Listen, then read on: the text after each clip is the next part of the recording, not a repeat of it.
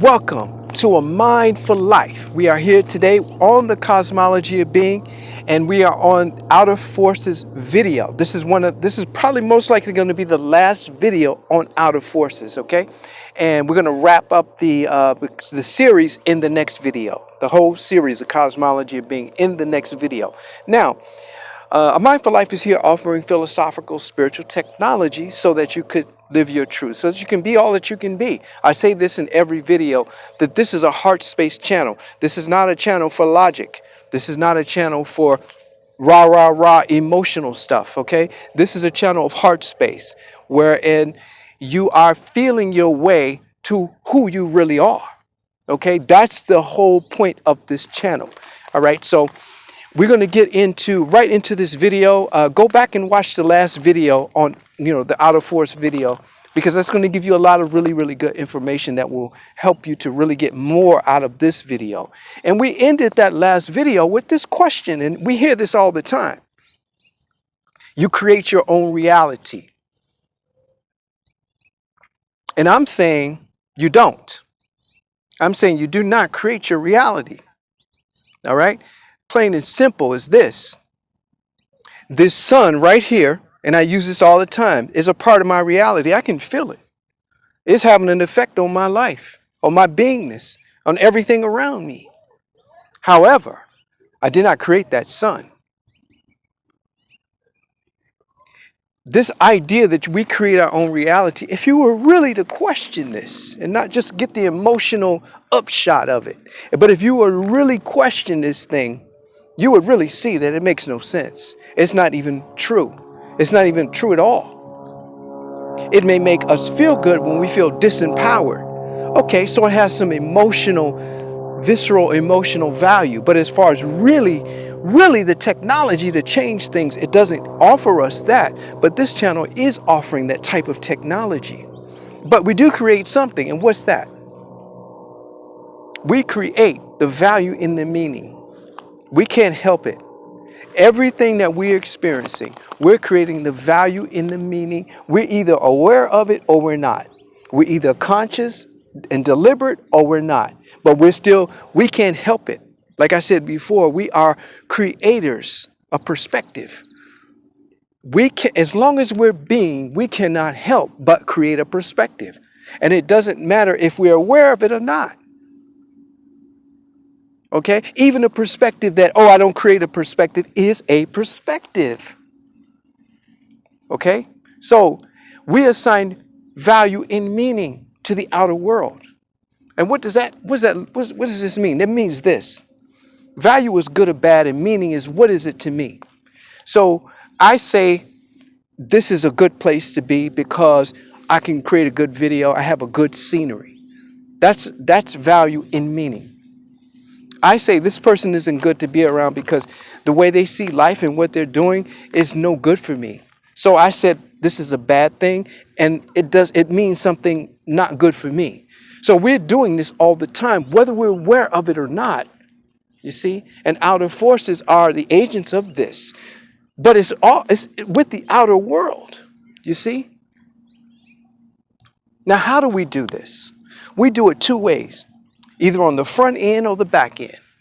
If it's on the front end, then it's what we call automatic. That means we're automatically generating this perspective out. I call it an apex perspective.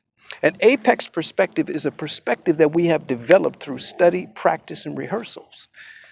Through any type of acquisition of knowledge or skill, what we've done is this. We've practiced thoughts over and over and over again until we came into an agreement with that. And we copy and pasted that on our experience in real time, in the moment. So it's indistinguishable from reality. This is where the confusion is. Perspective is that powerful.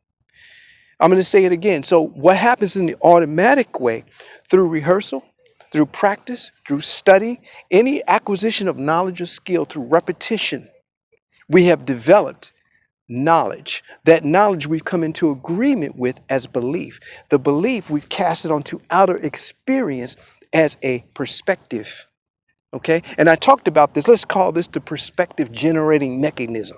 And I've talked about this in videos recently a lot. Now, what happens is when we have done this deliberately, consciously, we have the light of consciousness now. We have the light of awareness now on this particular subject area. And it's very powerful, but it has to be developed. You have to study to show yourself approved. You cannot just get some immediate gratification and think you know something. We can't do it like that. It doesn't work that way. It would be easier maybe if it did, but we know we have to actually learn. We have to practice thought until it becomes what we know. We have to come into an agreement with what we know as a belief. Yes, I believe it. And then now we can see the world and interact with the world based on that. And before I give you an example, let me say this. When we have this apex perspective, everything in life either is in correspondence to that, is compatible with that apex perspective, or it's in contrast to it. And we think contrast is a good thing. Contrast is not bad. Through contrast, we are able to expand what we know. We're able to expand that perspective through contrast. It doesn't quite fit into anything I've seen before. Wow. Now we expand. So let me give you a concrete example of this automatic way. Very easy. An individual wants to become a doctor. An individual is a doctor. Let's say that. There's another individual right here who's not a doctor. There's a person who's bleeding crazy right here. The person that's not a doctor doesn't know what to do. They're freaking out. They're screaming. They're in their emotions. Totally in their emotions, totally in their feelings. They have no power. They have no potency with this. The person that is a doctor is looking at that in a different way.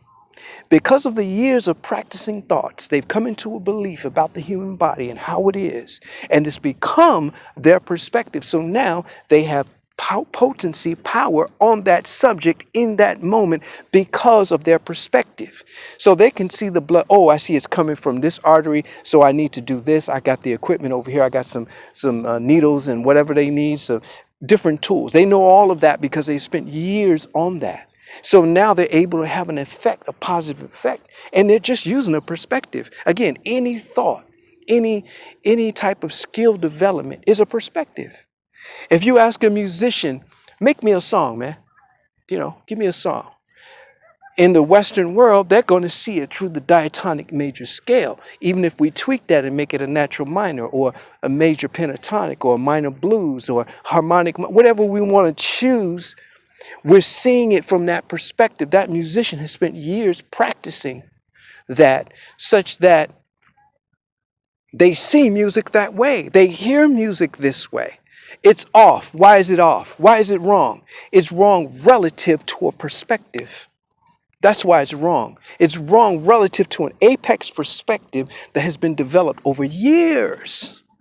So now when they create this chord progression, this music, it is in and out of that perspective, and they have power with that. And to them, that is music. To the music maker, it's music. To the listener of the music, they're like, wow, that's a great song. It's all in a perspective, all right? That's the automatic way. That's the way we assign value and meaning automatically. It automatically is like that. And it's indistinguishable. Meaning that if I'm a doctor and I see someone bleeding, what I'm seeing is indistinguishable from what it really is in that moment. I can go back and say, yes, great being a doctor, I knew what to do. But in that moment, I see it this way. If I've been trained in the military and I see a certain thing, I'm trained that way to react in a certain way based on a perspective that was gathered through practicing thoughts over and over again. And it doesn't matter if it's physical or just purely mental, it's thought. Now, here's the other way that we assign value and meaning. On the back end. The back end is different. Now, let me go back over here. I'm jumping around, but that makes us invincible, by the way. So invincibility is possible for you. Meaning that as a result of this apex perspective development, anything that you experience is going to enhance you. You're going to grow. You're going to expand. You're going to be effective. It doesn't matter what it is. You're like the blob. You take it in and you become larger and larger because it either comes in and it's compatible with that apex perspective or it's in contrast. Either way, you're going to grow from it because you are conscious, you are aware. I had to say that about invincibility when it comes to the automatic way. When it comes to the manual way is on the back end. So you already had this experience. You already acted a certain way. You didn't know you were going to act that way. Just say if you acted out of character. Let's say you acted in a way that was good. It does either way. What happens with that is that you have become possessed. So possession is real. Oh, yes, it is. You become possessed by this outer force, this perspective, and so your reality became that in that moment, right? Now you didn't develop this, but it became that for you. So meaning that, for example, if I see a bear at a zoo and I freak out, I get scared of the bear and I run or whatever the case may be. There was no reason to be that way because the bear was behind a cage, but I acted that way. Now, how do I figure what's going on with this? And I'm going to throw out a big word, and you know I don't like this, but this is the best way I can describe it right now. There is a book that's going to be based, called The Cosmology of Being, that's coming from these videos. Now, this book I'll be able to get more in depth and refine things a bit. I'm going to use this big word here. Retrosynthetic analysis. Retro meaning going back, synthetic meaning put together, analysis meaning breaking down. Now that word analysis, won't work here, right? Because we're coming from heart space. That's pre-2020 mind. Post-2020 mind is heart space. So it's not analysis in that way because you have to use the fullness of your being, which is your heart space, to do this. And this is the way it works. I got that from chemistry, by the way, when I was doing chemistry. Now, so retrosynthetic means that you have this experience with the bear. You freak out. You go back and you say, wow, why did I act like that? And you feel the emotion of that moment. You can do this. Then you start to go backwards. What made me think that way? The bear was behind a cage. Why did I act like that? You start to go back. You're feeling. You get to a place where you realize, wait a minute. In childhood, I was on a camping trip and the bear swiped at my friend, hit him in the face. It was horrible. I forgot about it, but I still have that. I still carry that. So now what you're doing is you're going backwards. And you're putting things together until you get to that apex perspective that you did not choose that. You see, in the manual way, we're acting out unaware. In the manual way, the light of consciousness is not a part of our reality in that moment. However, now since you've gone back through feeling, and remember I said emotions reveal what we really know, what we really believe in previous videos. So now you've gone back through heart space and you've arrived at the way you really think about this. But it's not effective for you today. Now, the process is the same as I've been saying before. Let's call this the perspective generating mechanism. Let's call it that right now. Again, we can't help but have perspective. So we're going to have this. Remember, I said we practice thoughts until they become what we know. Once it becomes what we know, a belief is elicited, usually because we practice thought so much, we end up believing that this is the way it is. But it's just a perspective. We're coming into a covenant knowledge, agreement with that. Then we copy and paste that on our experience, and we don't really know that we're doing that. That's a perspective. It happens so quick. If we're aware of it, we can say, oh yeah, wow, I really appreciate having generated this apex perspective because it allowed me to do this. But now what we can do on the manual side, on the back end, is that We can practice new thoughts. We can go and see bears at the zoo. We can see bears on TV. We can talk about bears, the good stories. What we're doing is we're practicing new thoughts that will correspond or match up with the experience we want to have in real life. So next time we go to the zoo, when we see a bear, we're cool. It's not a problem. You see? And that's happened because we practiced thoughts that became what we know. We knew something different. And we came into an agreement with that, which is belief. And we now, as we go, this is our perspective. So now the bear is not a threat. See, it becomes our reality. Although we did not create the bear, we did not create the cage, we created the perspective. We can only see through this perspective. All right? So it's the automatic way, where we become invincible. And it's on the front end. And it's through deliberate, conscious learning and practicing and skill development that outer experience is either compatible or in contrast with. Either way, because we have the light of consciousness, we just grow from it. Or we go through the process, we go through the viscerality of it in the conditioned body. And then we think and we feel in heart space back to what that original perspective is. It causes us to just react that way. We practice new thoughts to become what we know, etc. I just said that. So this is the process here.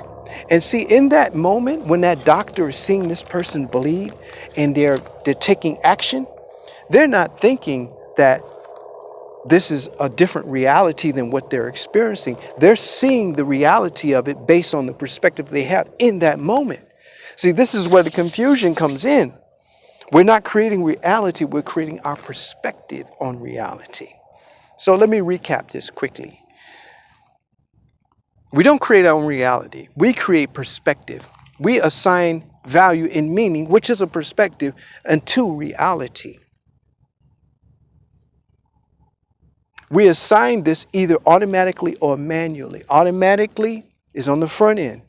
We've on any given subject, we've studied, we've practiced, we've learned, we've done it over and over again. We went through this perspective generating mechanism process to now we've got a fully developed, strong apex perspective that anything we encounter is either going to be compatible or it's going to contrast. Either way, we still grow and we still prosper and we still get to a place of becoming who we really are, because the perspective itself is conscious, it's deliberate.